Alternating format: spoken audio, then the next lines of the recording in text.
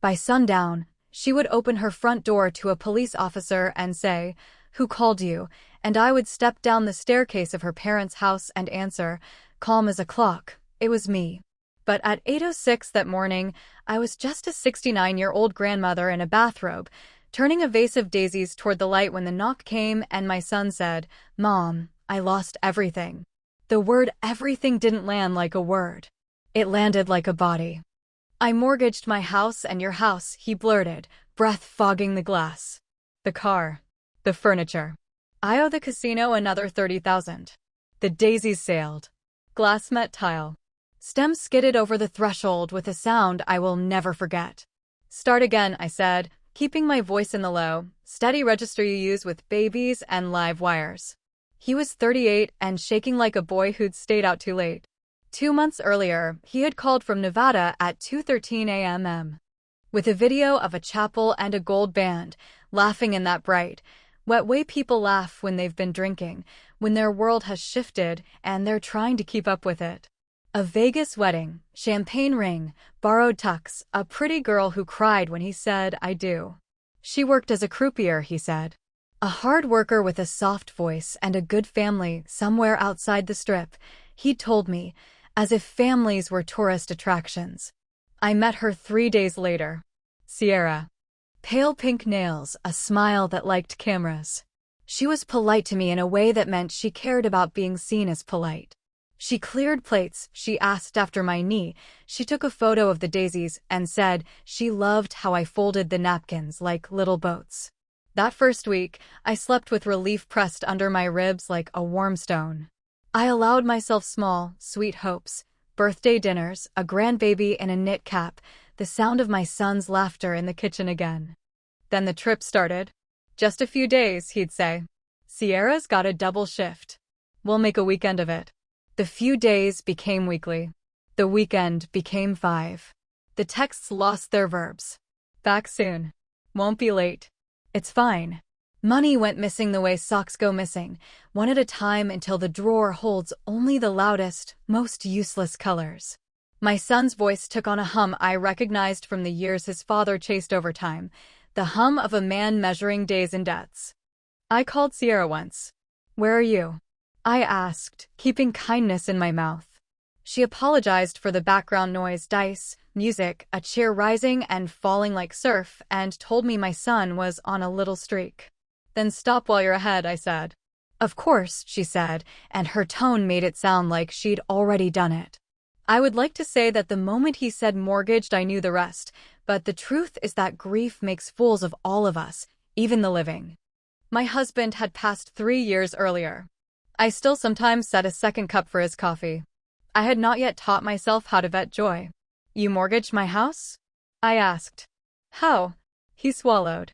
"Paperwork. Sierra knew a guy. I signed for you. You forged my name." He stared at the floor. "It'll get fixed, Mom. We'll fix it." "Did you also sign my car pink slip?" Silence. A small nod. "The furniture?" "Collateral. Temporary. And 30,000 to a casino." "I can make it back," he said, and in that moment the boy I raised peered out through the man he'd become. "I can make it back." The first number I dialed after that was Sierra's.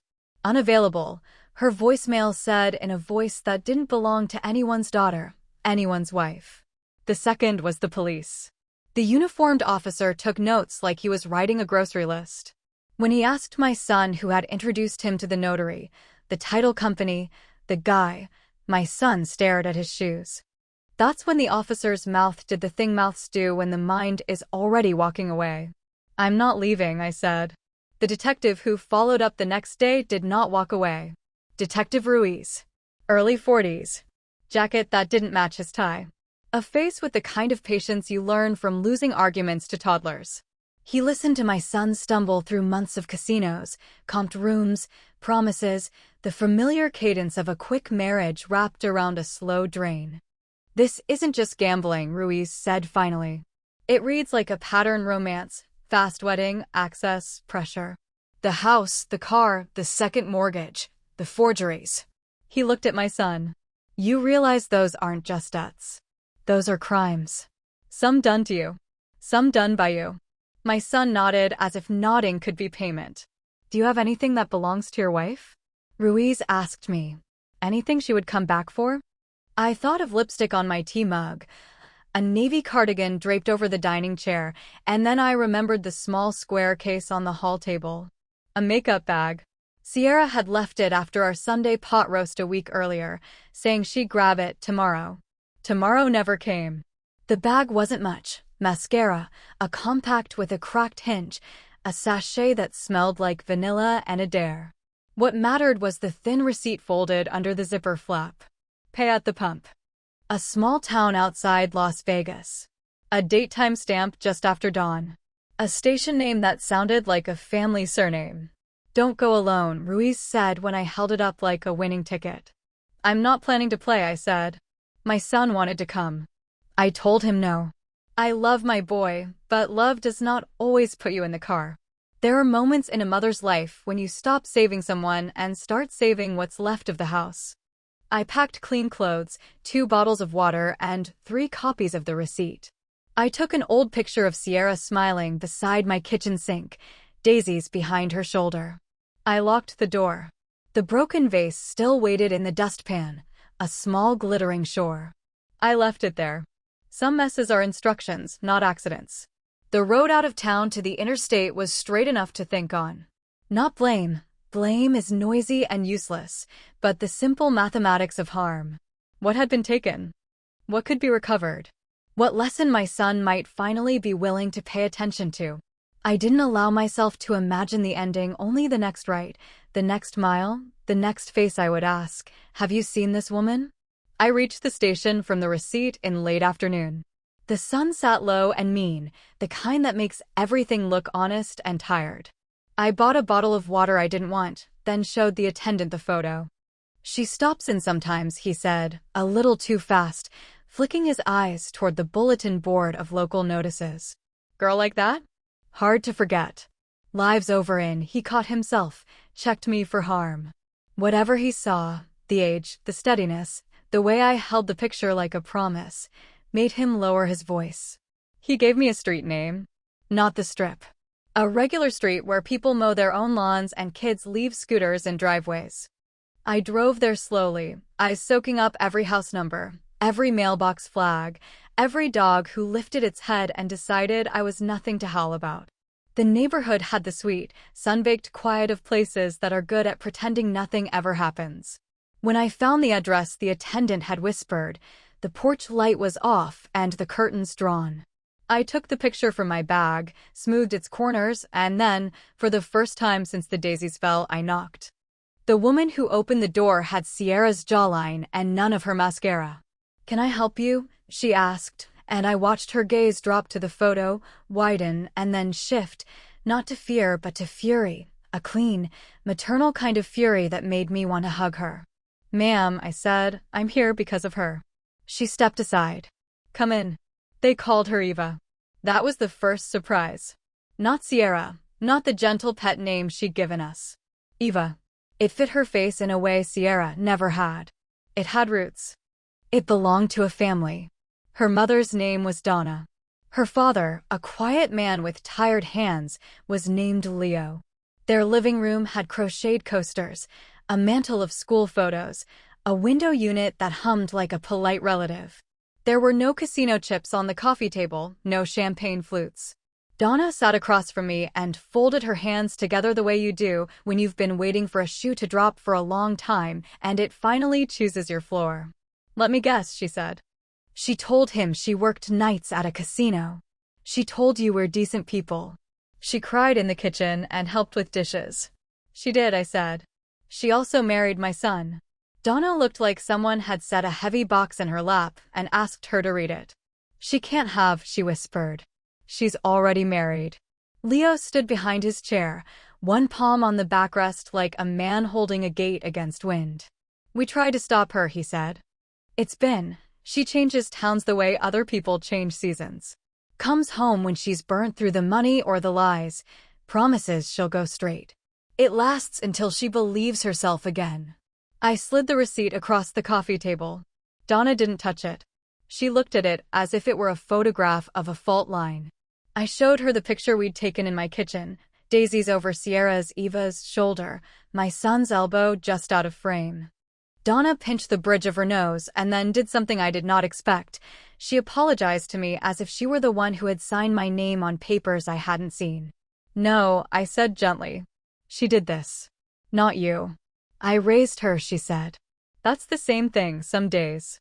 I asked for her legal name. Donna hesitated, looked at Leo, then at the hallway as if the hallway were a person whose permission we needed. Eva Delaney, she said. But she's used others. She reeled them off like stations on a train line. Eva Russ, Sierra Vale, Liaquin, a list of syllables that made my skin feel too small. Where is she now? I asked. She was here yesterday, Leo said. Left angry. A man called. She never uses names around us, just calls them him like a storm. She said the wedding in Vegas had turned into trouble. She said people were asking questions, including a detective who didn't sound tired enough to quit. We told her to fix it. She said it was already fixed. He rubbed his temples. I suppose that meant she left your son with the bill and disappeared with anything that had a pawn value. Her phone. New number every month, Donna said. We only get the ones she gives us. We save them and then cross them out when they die. I had been in that house for 20 minutes and I knew two things. One, they loved their daughter and had grown used to being helpless about it. Two, they were about to help me anyway. Would she come if you called? I asked. Donna looked at Leo and then back at me. If I told her I was ill, she'd come. She paused. She's not heartless, just practiced. She'd come to check on you, I said. She'd come to collect us, Donna answered. Even Eva knows a mother is proof someone loved you once. We built the plan on the soft edge of the rug. I called Detective Ruiz from their kitchen phone, described the neighborhood, the porch with the little wind chimes shaped like spoons, the street that curved into quiet. Ruiz listened, asked for the address, and then said, "Stay put. Don't confront her. Let us make this clean." I agreed.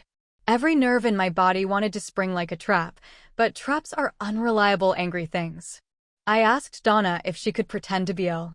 She went pale at the thought, and then strangely serene, the way people look when they figure out what faith feels like. I can do that, she said. I have a mother who did it for me once. We rehearsed the call.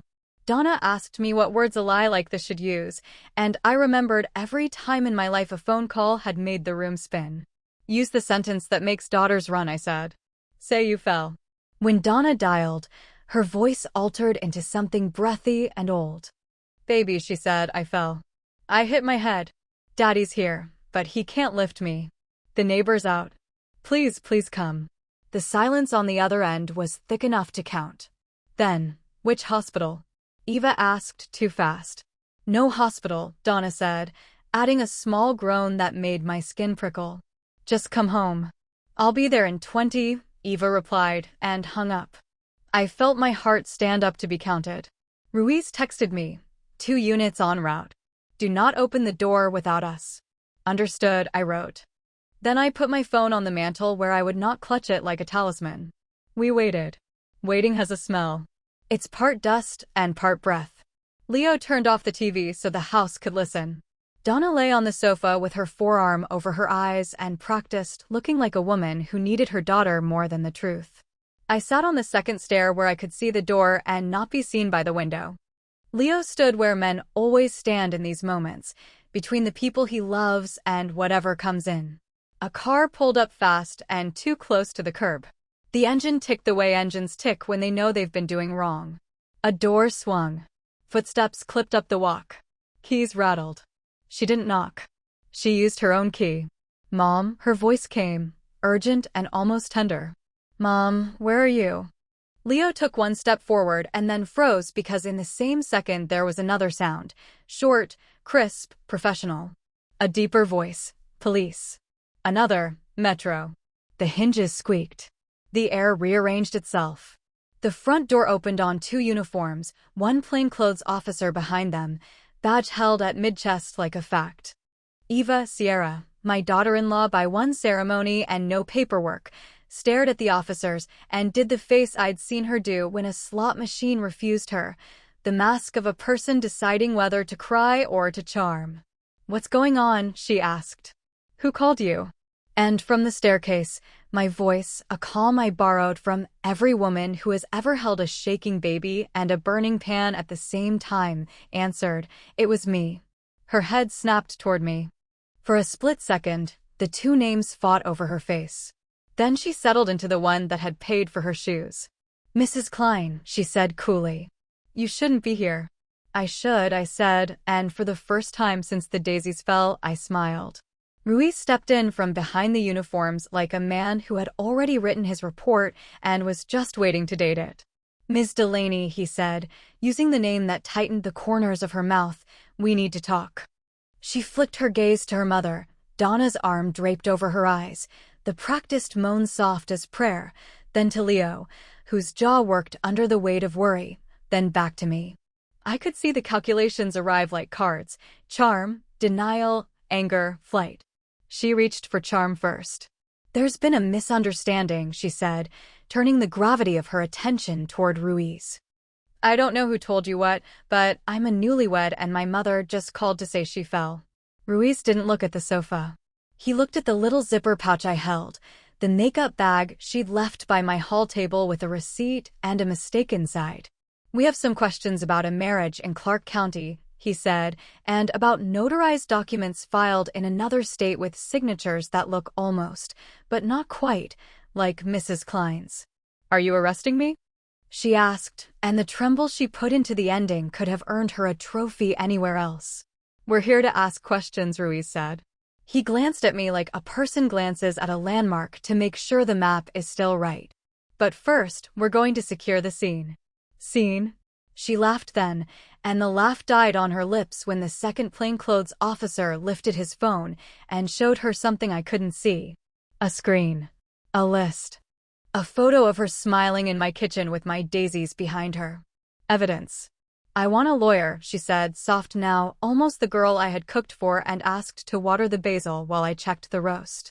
It struck me, a sharp little mercy, that this was the first honest sentence I had heard from her since the day she walked into my house. Outside, a second patrol car rolled up. A neighbor paused with her dog, then pretended to check her mailbox and stayed for the show. Inside, Leo sat. Donna lifted her arm and said, "Baby," in a voice that sounded like a confession. Eva did not look at her mother. They didn't cuff her in front of her parents. Ruiz wasn't cruel, and there was no need to be dramatic when the law itself can be theater enough. They spoke to her on the porch, voices low, body cams blinking their little insect lights. She nodded once, a short, furious motion. Then they guided her to the car and closed the door with the kind of gentleness that still sounds like finality. I exhaled so deeply that the past 3 months left my chest in a single rush. "Ma'am," Ruiz said in the quiet afterward, "we'll need statements." "From you." He glanced at Leo and Donna. "From you both." Donna started to sit up, then sank back into the sofa as if honesty were heavy. "We're not blameless," she said. "We covered when we should have confronted." "You confronted," I said, and picked up her hand. "You opened the door." The statements took an hour. The call to my son took 15 seconds and 3 tries to connect. He answered with a voice I hadn't heard since he was 9 and lost at the county fair. "Is she there?" he asked. "She's with the police," I said. "She lied to me." "She lied to everyone," I said. "Now we tell the truth." Truth, it turned out, has the stamina to run marathons. The next weeks were a relay race of offices. Detectives, a county prosecutor who wore sensible shoes, a civil attorney who drew straight lines on yellow pads and told me exactly how we would rescue my roof from a forged signature. There were meetings where my son tried to apologize in a dozen different ways, and I held up a palm and said, "Work it off. With your hands and with time. Save your breath for sentences that begin with 'I'll do' instead of 'I'm sorry.'" There were other men too. Not many. 2 who came forward after a local paper ran a tidy little story that used words like alleged and pattern and ring. One of them looked like my son, tired and used up and angry at himself for buying the wrong dream. We formed a small, accidental circle of chairs in a hallway before a hearing and did not say much. Just being there was talk enough. The hearing was short. The arraignment was shorter. The trial, delayed twice, finally took place on a Thursday that smelled like rain and copy paper. A suspended sentence of 3 years. Probation. Community service. Restitution. Confiscation of property used to facilitate the fraud. The judge, a woman with a voice that could strip paint, looked over the rims of her glasses and said, "Ms. Delaney, you have made a trade in counterfeits, counterfeit names, counterfeit vows, counterfeit signatures. Your debt to the truth will be paid in time and in money." She paused long enough for the room to breathe. "Start paying." We defended the deed. The forged mortgage unraveled under light like thread that never wanted to be a sweater. The title company ended up having distinct, urgent conversations with people whose job it is to ask why a 69-year-old woman's signature looks like a left-handed teenager tricked into signing in a moving car. My house came back to me the way a breath returns after you realize you've been holding it too long. The cars did not come back. Collateral is a hungry word. My son's truck and my sedan were gone by then, sold to cover pieces of the hole he had helped dig. When the tow yard refused to release mine because of the fraud tangle and the sale downstream, I stood in the gravel and let the loss finish its sentence. You can win the house and still lose the driveway. That's life, not failure. He moved into the spare room with a suitcase and a binder from the debt counselor. He took a job that did not fit his old stories about himself, but did fit the bills. He went to meetings where the coffee was bad and the chairs were metal and the people told the truth out loud. He paid what he could, when he could, and when he couldn't he cut his wants down to fit his means. We ate beans and roasted chicken and laughed, cautiously at first, like people learning to walk again. He brought daisies on Sundays without me asking. I drove back to that small town once more. I brought Donna a new vase. Clear glass, thick bottom, the kind that can take a knock. We sat at her kitchen table and spoke softly about daughters and sons and the particular hope of people who keep opening doors. Leo fixed the back step while we talked. He is a man who prefers nails to nouns. On the way home, I took the long road down the sweep of desert where the mountains wear dusk like a shawl, past the gas station where an attendant still tacks flyers to the board with patient thumbtacks. I stopped to buy water I didn't need and left a thank you note under the register bell. People say no one notices small kindness. Those people don't know cashiers. I returned to find my son on the porch with the mail and 2 mugs of tea. He stood when he saw me, then sat again, a little awkward, as if he were still deciding how humility fits a grown man. "The detective called," he said. He asked how you're doing. "I'm fine," I said, and for once it wasn't the automatic, smoothing lie mothers tell to keep the house from wobbling. It was simple and sturdy. "And you?" "I'm learning not to want the moon," he said, and I heard his father in that sentence. "And I'm learning to fix what I take apart." We replaced the broken vase together that evening. Not with the one I gave Donna, hers was hers now, but with a heavy, stubborn thing from a thrift store that had seen a different life in someone else's kitchen. We filled it with daisies. We set it back on the table in just such a way that they faced the window and the morning, and when the light hit them, it looked a little like forgiveness. People ask me, in whispers at the grocery store or in the comments when I tell this story, if I hate her. Hate is a hobby I can't afford. What I have is a ledger of harms and a record of the day a mother called her daughter home and opened the door to the truth. In that ledger, there is a line I underline in ink. It was me. Not because I wanted the credit, but because saying it out loud taught my son something he should have learned years ago, that love doesn't mean covering for the lie. Sometimes it means turning on the lights. If you need the inventory, here it is, neat as a grocery list. We kept the house. We lost the cars. He learned. I got satisfaction. And on quiet mornings, when I put fresh flowers on the table, I notice how the new vase sits squarely on the wood, how it does not wobble when someone bumps the table reaching for the sugar. There is a steadiness in that, a small, daily justice. I turn the daisies toward the light and think about the woman I was at 8:06 a.m. on the day everything broke, and the woman I am now, who knows what to do with broken things. You pick up the pieces. You call the right names. You open the door. And when they ask who did it, you don't whisper. You look them in the eye and say, "It was me." That is the story as it first happened. But life has a way of unfolding in layers, the truth revealing not only the facts, but the habits that carried us to them. If you want the longer road, the one with the side streets and the porches, and the way the rain sounds on a courthouse awning, here it is. I'm the kind of woman who keeps a little notebook near the microwave for grocery lists and expenses. The day after the daisies broke, I opened a clean page and wrote a different kind of list. Not milk, eggs, bread.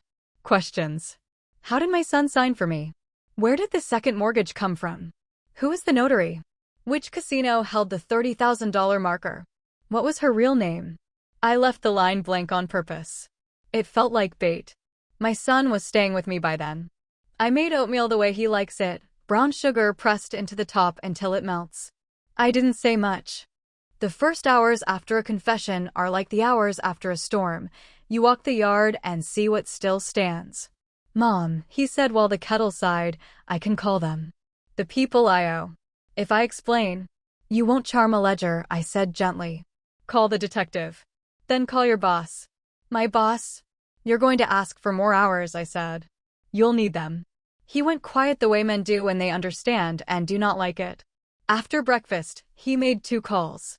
He got through to Ruiz right away. There is a particular speed with which some officers answer, the speed of a person who has more than one name on his desk and knows how to sort them. The second call went to voicemail.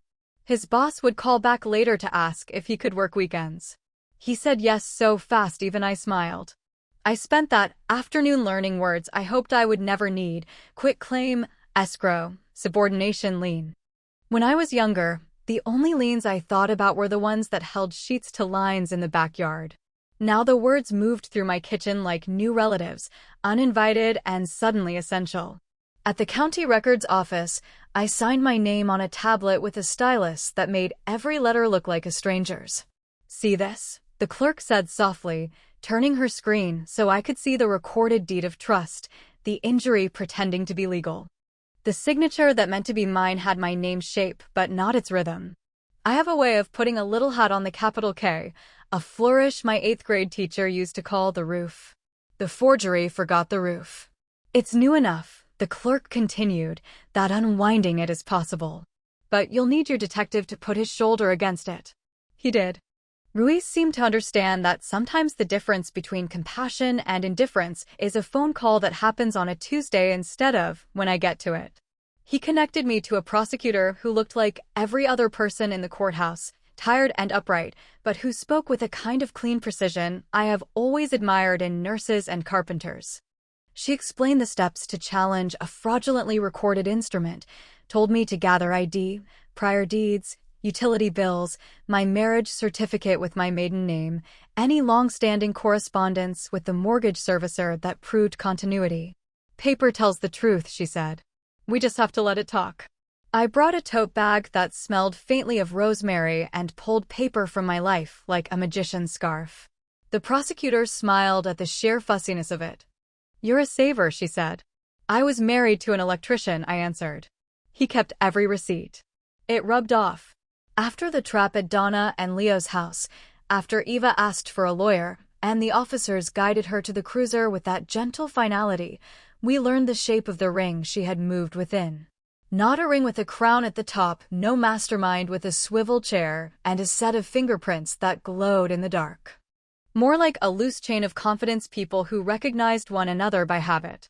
A notary who didn't ask for ID if the signature looked close enough.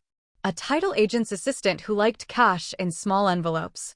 A young man with a printer and a steady hand who could turn a 1/4 inch of blank paper at the bottom of a PDF into a place where truths went to die. A casino host who offered comped rooms to men who talked too big to be careful. The casino host's name was Dallas, which seemed on the nose to me but felt right when I saw him, tan, smooth, with a voice that made every man feel like a better version of himself. He remembered my son. Good guy, he told Ruiz. Big talker. Generous with tips. When Ruiz asked about the marker, Dallas shrugged like debt was weather. Happens all the time, he said. Vegas runs on hope. The notary was harder to find. Her name on the documents led to a worn storefront between a payday lender and a place that fixed phone screens. She wasn't there when we went. She had moved on, according to a boy with headphones who kept saying, I just started last week. Later, when Ruiz found her, she cried in a flat, private way and said she'd been tricked by a woman who introduced herself as a daughter authorized to help a mother who couldn't travel. The notary's stamp was real. The story behind it was not. The law, it turns out, cares about both. The title company made noises about reasonable reliance and internal processes and then, after a stern letter from the prosecutor, began to use other words: rectify, void, corrective.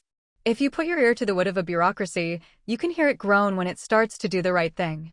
Weeks later, an email arrived that began with, "Please find attached the release of lien." I printed it, framed it, and hung it opposite the kitchen clock. During those weeks, my son stopped speaking in future tense. It was something to watch, like a person learning to use the leg they broke the year before. He started small, dishes washed without being asked, a new padlock for the back shed that had rusted through, a row of seedlings along the fence line. He attended meetings where men took turns being honest. One came home on a Tuesday with a white plastic chip that said 24 hours and put it on the windowsill like a seed he was trying to sprout. I watered it with silence. Some nights we talked about Eva. Not every night. Injury gets worse when you keep touching it. But sometimes, when the kettle made its little winter songs and the neighborhood slid into the kind of quiet that lets you hear your own breathing, he would say, "I thought she loved me," and I would say, "I think she loves the version of you that believed her." And we would sit with that like people sitting with a truth they can't unhear. At Donna's house the day after the arrest, I helped her put fresh pillowcases on the sofa cushions because a house forgets to breathe after officers have been in it. We do these soft chores for one another, we mothers. Donna moved slower than I did, listening to a storm only she could hear. At the kitchen table, we drank tea that tasted like cupboards, and she told me about Eva's first marriage, real, legal, and short. He worked oil fields, she said. Gone for weeks. Came back sunburned and quiet. She wanted lights and people. I suppose the silence made her think too loud. Does she have children? I asked gently. No, Donna said, and then softer. Sometimes I'm glad. Sometimes I'm sad about being glad. We spoke about boundaries the way shipbuilders talk about ropes. I told her how long it had taken me to stop setting the second cup for my husband's coffee. She told me about the time Eva brought a friend home who called her ma'am twice in the same sentence and stole the bracelet her sister had given her at graduation. We laughed then, the kind of laugh that keeps your chest from breaking. Meanwhile, Ruiz and the prosecutor choreographed the slow ballet of consequences. Eva's public defender was kind and taut and better at her job than anyone expected. We sat through a day of motions where words tried to get out of their responsibilities. Some did. Most didn't. In the hallway outside the courtroom, I watched men in uniforms talk to women with clipboards.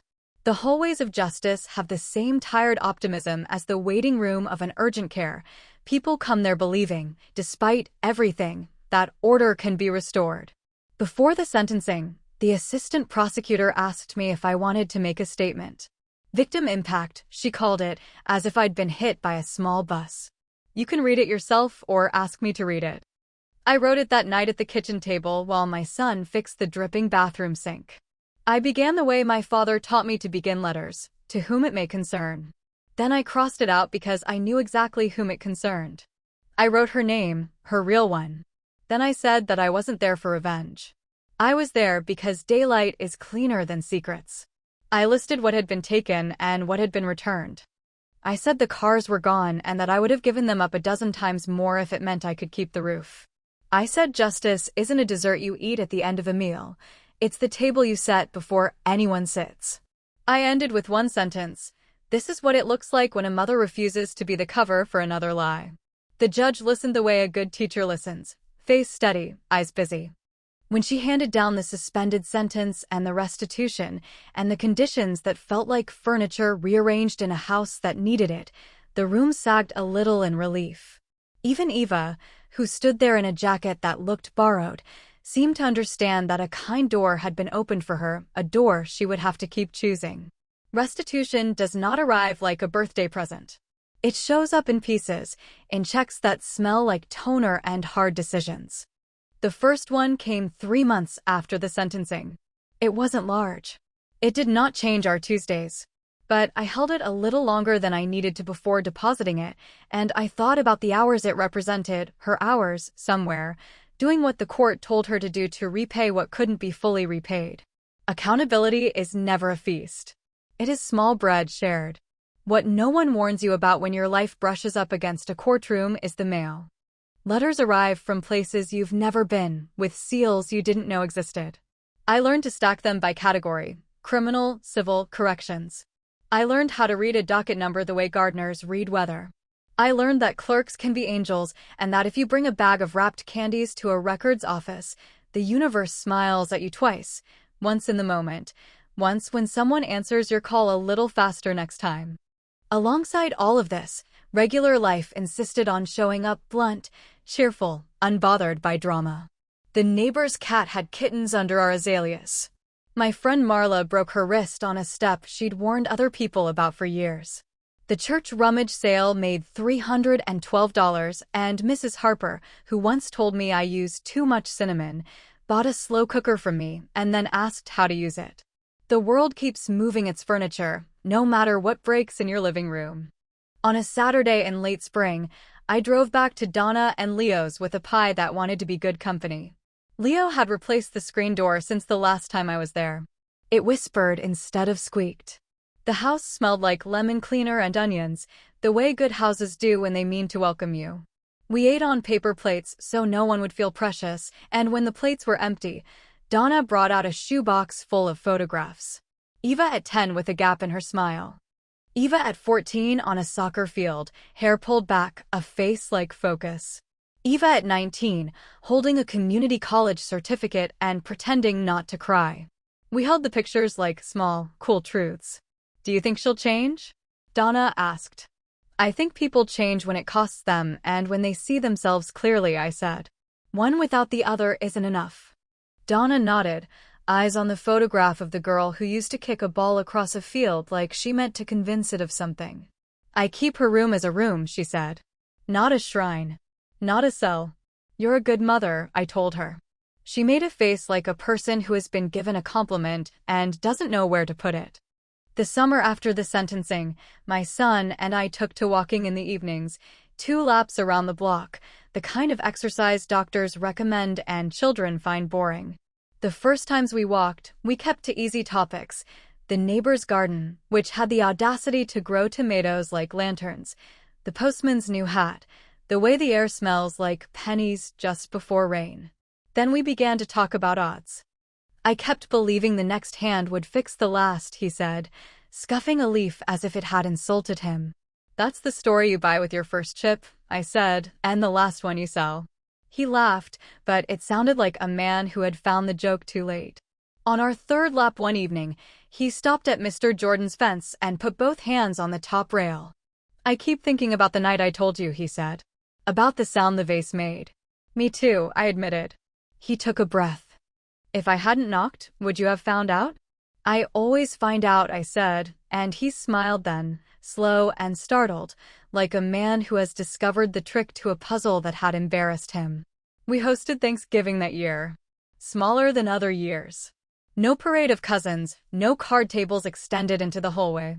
Just Marla with her healed wrist and 2 friends from my quilting circle and Mr. Jordan, who brought yams with marshmallows like a child science experiment. My son carved the turkey with care beyond what the turkey deserved. We went around the table saying what we were grateful for.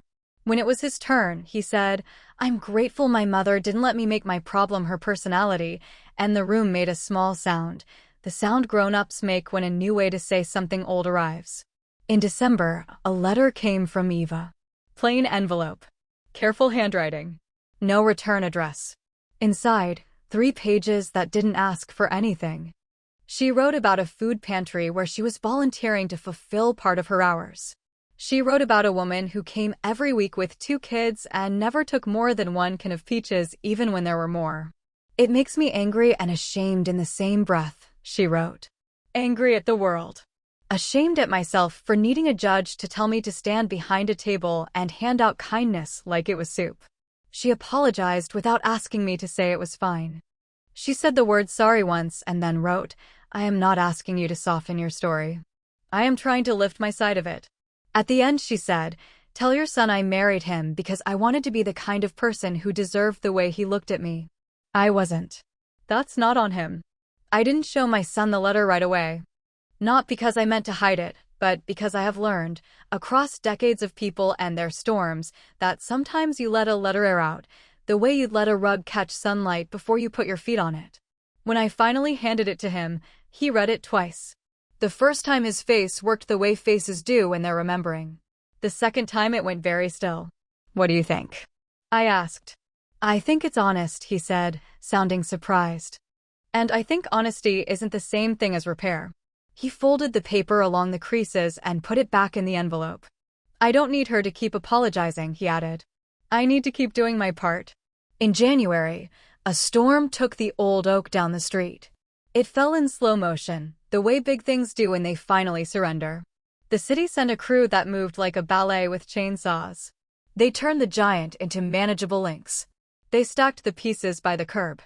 Neighbors came with markers and wrote their names on the rounds they wanted for firewood or coffee tables or art. I took none. I don't keep souvenirs of things that fall unless they fell in my yard. We marked small anniversaries. The day the lien release came. The day my son got his 1-year chip and put it on the windowsill, next to the first one, the 24 hours, the two of them like punctuation. The day the last of the paperwork arrived from the court, not closing a chapter so much as reminding us we had finished another page without tearing it. On the second spring, my son and I rebuilt the porch steps that had been wobbling since the season his father was sick.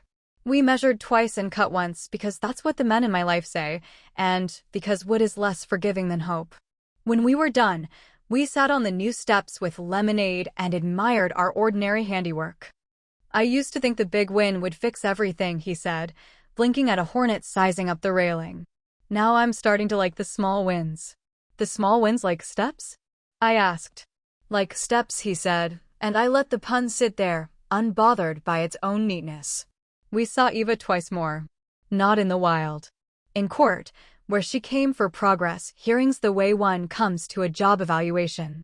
She looked different in a way you can't fake, like a person who has been living on purpose. Her hair was pulled back. Her shoes were sensible. She did not try to catch my eye, so I made it easy by catching hers. I did not smile. I did not frown. I nodded once. She nodded back. It felt like two adults signing for a package neither of us wanted but both of us needed to receive. On the last day I saw her, the judge said, "You've done what you were told to do. Now you have to do the parts you were not told to do." That's how life changes. Eva said, "Yes, Your Honor," in a voice that made me believe she had learned to speak to herself as if she were worth instructing. I don't know what happened to Dallas the casino host, or the notary with the stamp, or the assistant who liked envelopes. Some characters in a story exit through doors we never get to open. I do know the title company changed some of its procedures. A clerk told me that on my third trip to the office when I brought a bag of candy to say thank you. "Extra ID checks now," she said, tapping a sign taped to the glass.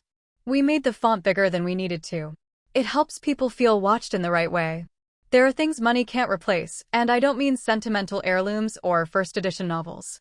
I mean the hours you spend teaching a grown man how to budget again. I mean the way you learn not to panic when the phone rings after 10. I mean the dignity my son recovered by mopping floors in his old high school after hours to make up a payment, the dignity he kept by not calling it beneath him. We lost the cars and bought a used hatchback from a retired schoolteacher who kept a son hat on the back seat and the oil changed. We named the car Tulip because someone had written Tulip in faded marker on the inside of the trunk for reasons we didn't ask about. It started every time. That felt like luxury. Satisfaction is not a shout. It is a steadying. On mornings now, I turn the daisies toward the light the same way I turn my face toward the mirror, curious about the day, unafraid of what it might ask of me. I taught myself to sleep again without imagining a knock at the door. I taught myself to answer the door anyway, to open it to neighbors with pie plates to return, to packages I forgot I ordered, to the world which keeps arriving. When people ask, because they do, in this age when stories multiply like wildflowers, how I managed to catch the girl who broke my son's life, I tell them I didn't catch her. I arranged the truth so she would walk into it. I used what mothers have always used: patience, listening, an address written on a receipt, a good detective, and a willingness to be the person who says, out loud, "It was me." I do not pretend this makes me a hero. It makes me a woman who keeps a notebook by the microwave and who has decided that the opposite of fear is not bravery but daylight. If you are listening for advice hidden inside a story, here is mine dressed in plain clothes. Never sign anything you didn't read in a quiet room. Teach your children the smell of a trap. Keep receipts. Learn the names of the clerks who answer the phone. Feed yourself even when you don't feel like eating. Don't confuse covering for someone with loving them. And when the light feels too harsh, tilt the vase, not the truth. The last entry in my notebook under the word questions is empty now. I didn't erase it. I leave it blank as a kind of reminder that not every mystery needs chasing and not every answer arrives with trumpets. Some answers are quiet and take the shape of a man washing dishes while the radio hums, or a mother who sits on the second stair and waits for a door to open, or a woman in a borrowed jacket who learns to count her hours not in chips or rings or names, but in the kindness she hands across a table. We kept the house. We lost the cars. He learned. I got satisfaction. And if you were to come by on a good day, you'd see the daisies we set into that heavy thrift store vase, their faces turning and turning, as if the sun were a lesson worth studying for the rest of our lives. So another story of my grandmother has end, and be clicking here you will have when more such stories.